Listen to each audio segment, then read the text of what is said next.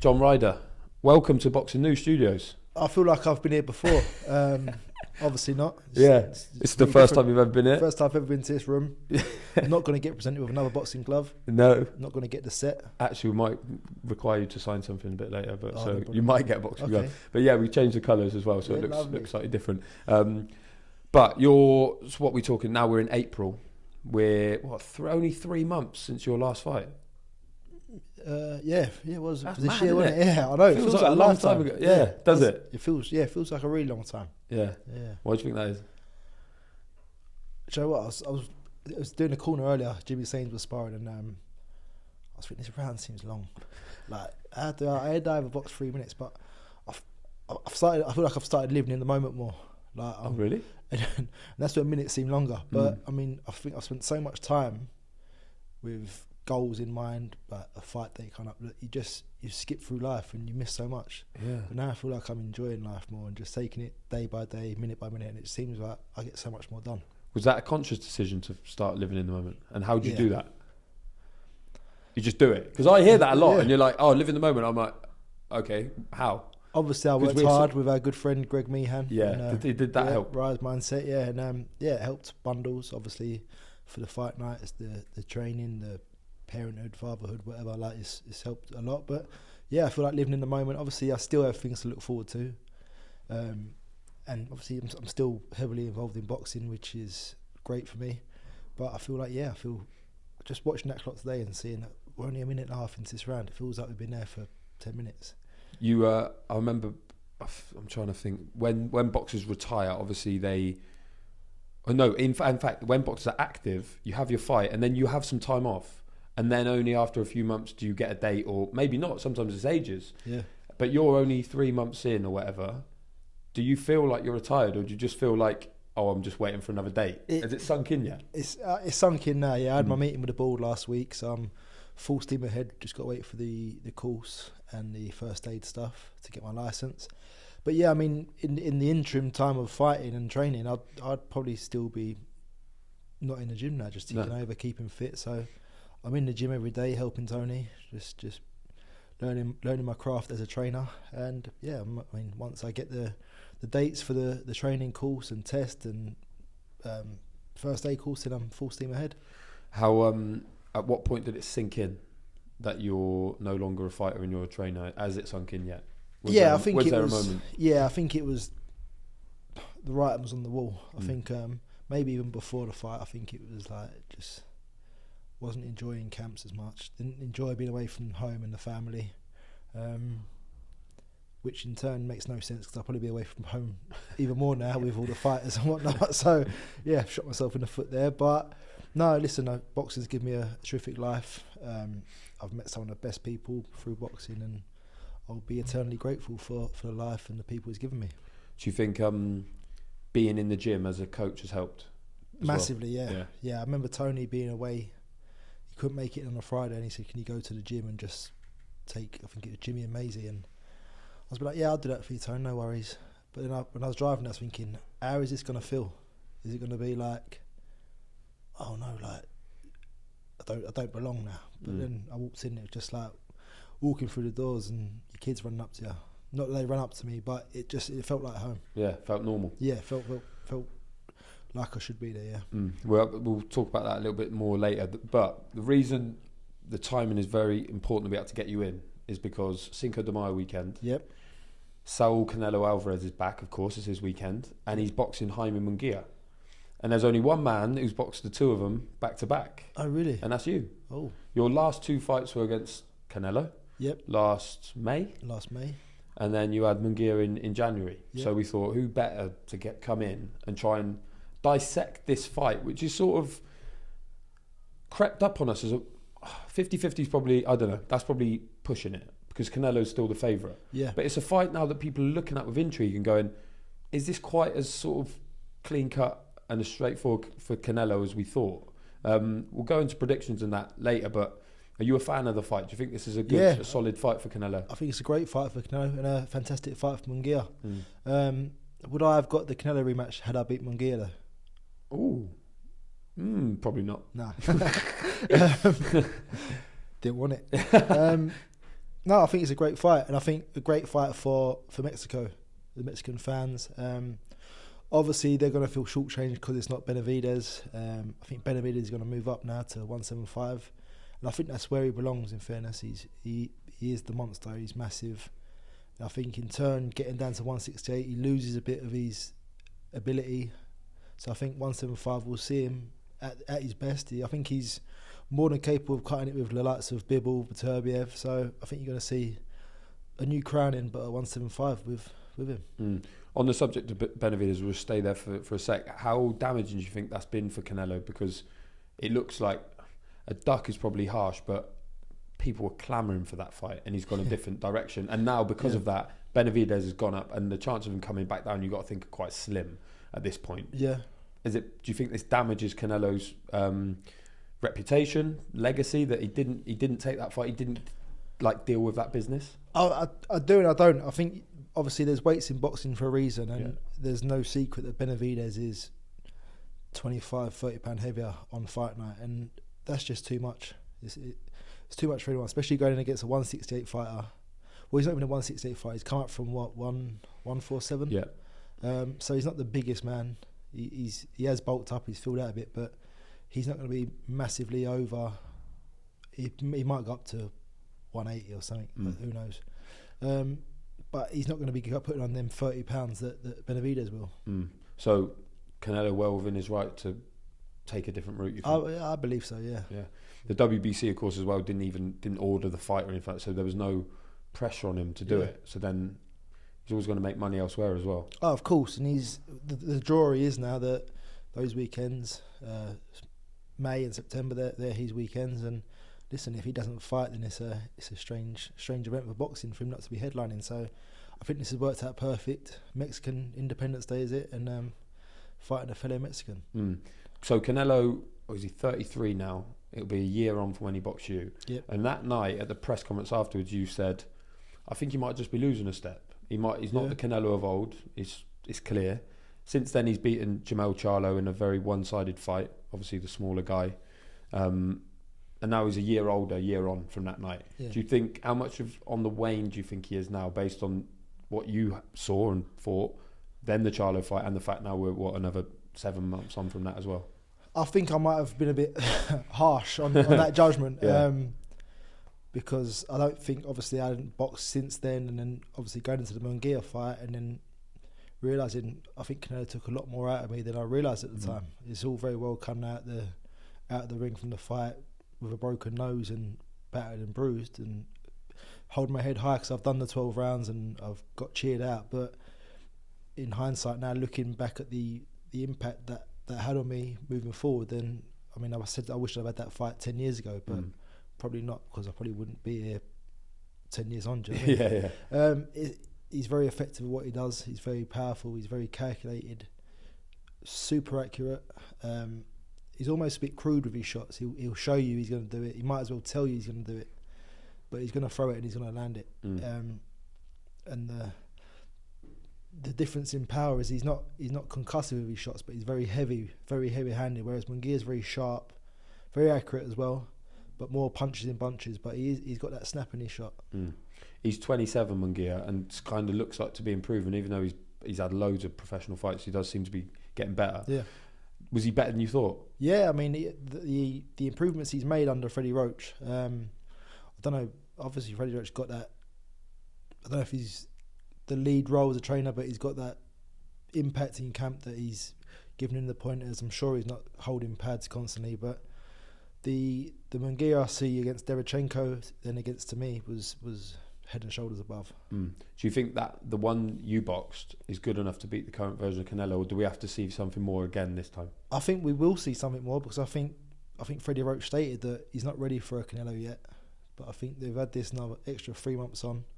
I'm sure he was straight out of camp, straight back into camp for this. And I'm sure Freddie Roach is confident. Otherwise, I don't think it'd be happening. But I'm sure Freddie is confident that he can go in there and cause the upset. You had quite a lot of success against Canelo, particularly up close, and you landed a lot of shots, and it wasn't one-sided in any way. What advice do you give to Munguia to have that success? Because there are many people who are boxing, like Jermell Charlo, who had no success. So what's the key? How do you do that? How do you manage to get some success against him? Well, I think for me, if I realised in the mid to late rounds that I could stand there and work up close with him, but I just couldn't sustain it because of my nose. And that was a bit of a kick in the teeth, really, because that's where I love to fight. But obviously, he done the damage early doors to take that away from me. So he was effective in that sense. But yeah, I mean, up close, he's there to be hit, and he will take the shots. And Munguia, on the other hand, has always been sort of, was clearly like, you know, a volume puncher, pressure fighter, but he looked like a lot more than that. Very clever in your fight. Maybe it's improvements under Freddie Roach, or maybe it's just maturing and experience and whatnot. How clever do you think he is? Do you think he's better than people give him credit for? Yeah, definitely. And he'll only get better now, I think, under Roach, and I think the team he had around him is ever growing.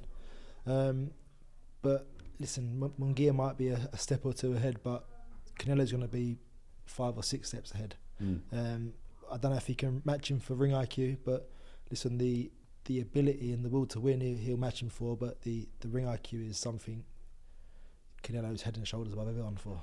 You said Canelo's more like thudding power, Munguia a bit sharper. Who punches harder then? Can you compare the two? Well, I was on the floor once with Canelo and on the floor 4 times with Munguia, but no, that doesn't give a true account of it. But the shot Canelo landed on me, broke my nose, was a very heavy shot. That's not the one that you went over for. No, it's not that, but it was. I think where I was leant over as well, I just took the full brunt of it. And then the shot he put me over with was just a good shot. I see a replay of it the other day, and it looked like my neck folded in half, but I'm still here. But then Munguia was just very like flash bang, and like, what was that? Yeah. So were you not seeing him? I was kind of seeing him, but like last minute, and it was like, oh no, like too late. And then next thing you're looking up at the lights. Yeah. What's that feeling like? I wasn't like, do you feel it? I wasn't hurt so like, much by Munguia. Yeah, I wasn't like hurt by Munguia shots, but I mean, obviously when Canelo hit me and broke my nose, it was a solid shot, and obviously the blood started pouring. It was like, right, I wouldn't say any of them hurt, but they was good shots. Yeah. And what about strength? We said you were up close with Canelo a lot. There was a bit more distance against Munguia. Who's the stronger man there? Like, if it just comes down to like one of those attritional sort of battles between the two, who's stronger? I don't really know, because I didn't really have much rough and thing with Munguia. No. It was more fought, like it was fought up close, but it wasn't so much holding and pulling about. But listen, Canelo's very strong, but he'll do things on his terms. So if he wants to push and pull you back, he will. If he wants to let you push and pull him back, then you'll have success. But I think he lures you in sometimes, that false insecurity, and then when you think you're getting him, he'll throw something out there and you realise you're not. And speed wise, was there much to compare? Like, how would you compare the pair of them speed wise? Because you never think of Munguia as a particularly fast fighter necessarily, but you suggested that actually it's exactly what he is. Yeah, I think he's more volume, punches in bunches, whereas Canelo is like I say, he's very crude. He's going to show you that he's going to throw that uppercut, but he's going to punch out to the side, then he's going to drive it right up and be sure he's not going to miss, and it's going to be a good heavy shot. Yeah. If you were to go, like, what are the keys to victory for each of them? Like, what does Munguia have to do to beat Canelo, who's obviously taken care of basically everyone in his career, apart from Mayweather, and look good doing it? Like, how would you possibly knock him out of that? I think you just got to take him out of his stride, move side to side movement. Not let him back you up, because Canelo's very effective when he can back you up and drive you into the corners or on the ropes. I think Munguia's got to be sensible with his footwork, not running, but offsetting all the time. Make Canelo move, make him reset, and I think that's where Munguia can have his success. For Canelo, obviously, he's got to just really pin him down. And listen, I know we know what Canelo does. He's very effective with it, but I think there'll be a lot of like double, under, over, vice versa, high and then low. But I think you're going to see one hell of a fight. Cinco de Mayo weekend, two Mexicans. Do you think, obviously Canelo's kind of the house fighter, but do you think Munguia can win a decision? Do you think he can make it dominant enough to get the nod on the cards, like Bivol did, for instance? Yeah, and I think that's the beauty of boxing now. We saw Bivol get a a fight fairly judged in Vegas, which was good. Just good for the one. Obviously, no one wanted to see Canelo lose to Bivol, but we didn't. It was the right decision for boxing. The judges got it spot on, and I think we can have faith now that the judges will get it spot on again. It's going to be a tough fight, and Munguia's. I think maybe Canelo's reached his ceiling, but Munguia's there, and it's just how far off it he is. Yeah. So Munguia, he could win on points then, in your opinion. Do you think he could stop Canelo? Do you think he has the power, the work rate, what's required to get a stoppage yet? Because obviously nobody stopped Canelo in those 2 defeats. I don't think he has, no. I don't think he will stop him.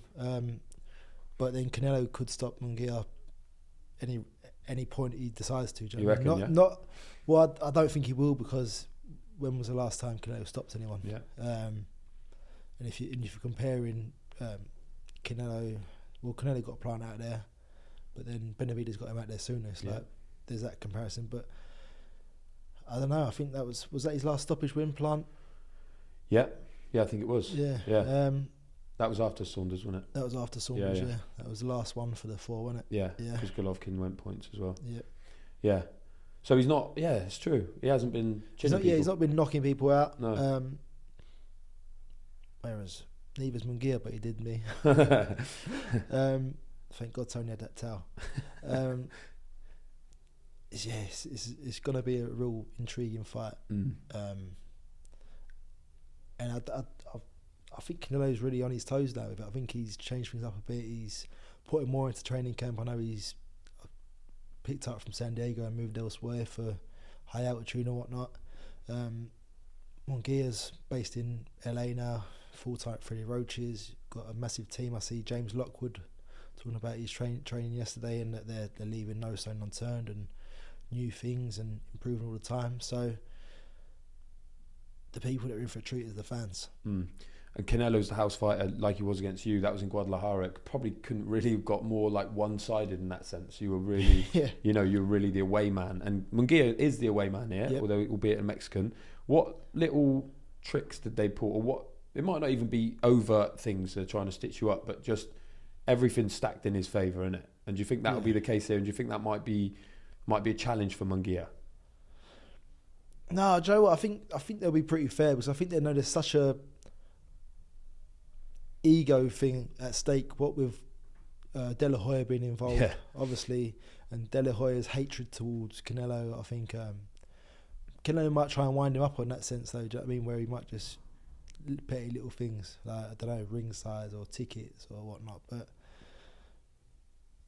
Canelo's the man, so he deserves to be the home fighter. He deserves to be in the home corner. But Munguia's earned his shot, and I don't think he'll waste it.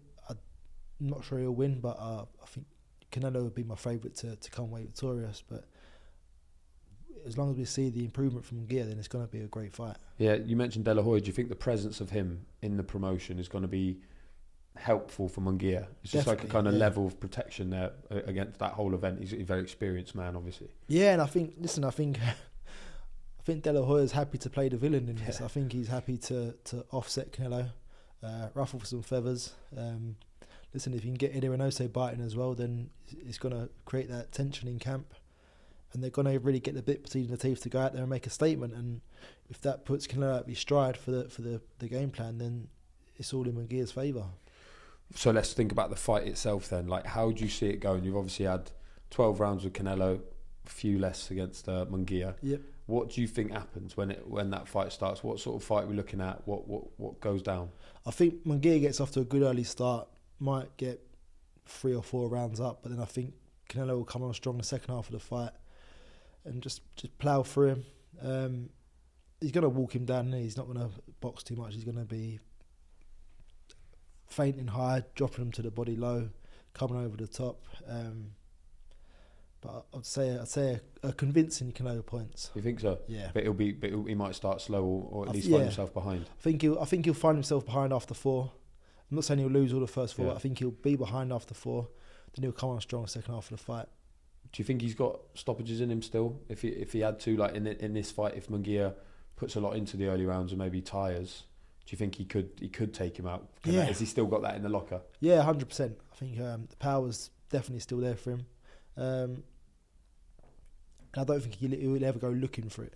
I think he knows that he's got the power, but I think if he sits on his shots and walks Munguia down like he probably will do, then listen, if Munguia puts too much into the early rounds, then it could be a problem for him. You know what it feels like to come towards the end of your career and sort of think, have I still got this? Do I still fancy this? Canelo's still going at 33 and he's achieved so much, and obviously incredibly wealthy man and whatnot. He could easily walk away. Well, you would think he could walk away happy, but he's not choosing to. No. So if he wins this fight, beats Munguia, we've already suggested that the Benavidez fight might be unlikely now if he's campaigning up. What else is there left for Canelo to achieve? Like, what else would you like to see him do if you could kind of choose?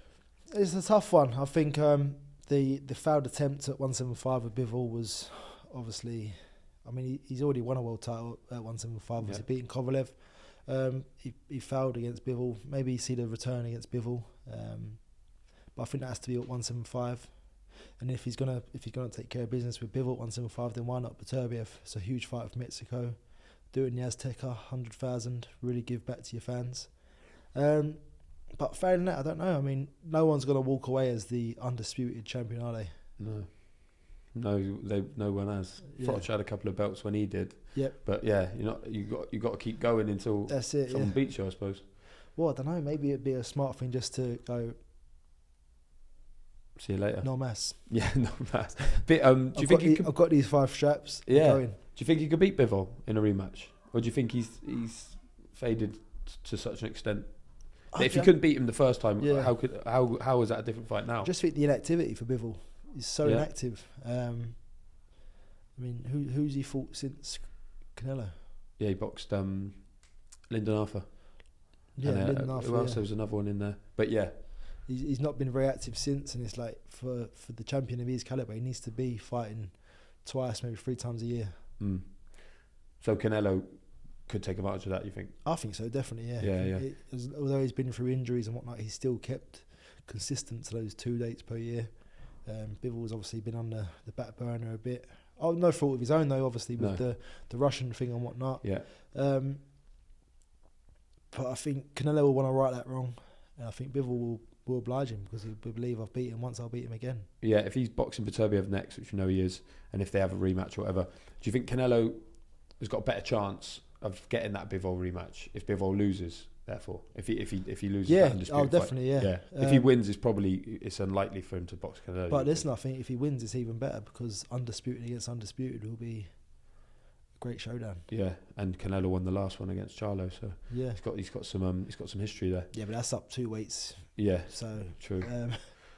He was uphill battle all along for Charlo, wasn't it? But, it's a shame he rolled the dice and he can't short. Yeah, so we're looking forward to that fight, and we're also looking forward to seeing you in a corner then. So what? Soon. So what's the crack then? So you're going to be doing the courses and whatnot. How long does that take? I'm not too sure. I've just got to wait to hear from the board on what dates are available, where and when. And I just want to jump in. I'll go up north if I've got to do it, or down south, wherever. But I'm looking forward to getting in the corners and getting my face back out there and trying my luck as a trainer. How are you gonna play it? Are you gonna get your own fighters and do that, or are you gonna just be like working with Tony as like an assistant, or are you gonna be doing your own thing? Yeah, I mean, firstly assisting Tony, learning my trade, and listen, Tony's not gonna do this forever. It'll be a point where I can step in and take the reins. So I think it's important for me I've had a great work relationship with Tony all along the way as a fighter, even when he managed me early doors.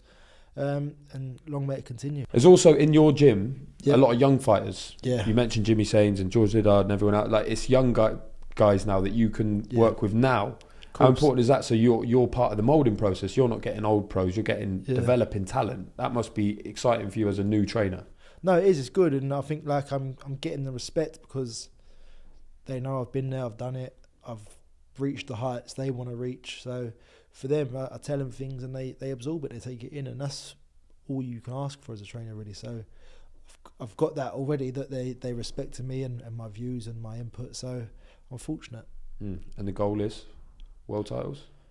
Yeah, get the titles I never won as a pro. I want to win that British title as a trainer, and win the world titles as trainers. Yeah, is that like lit a fire behind you? That's what you want to do? That's the ambition here? Yeah, train champions, yeah.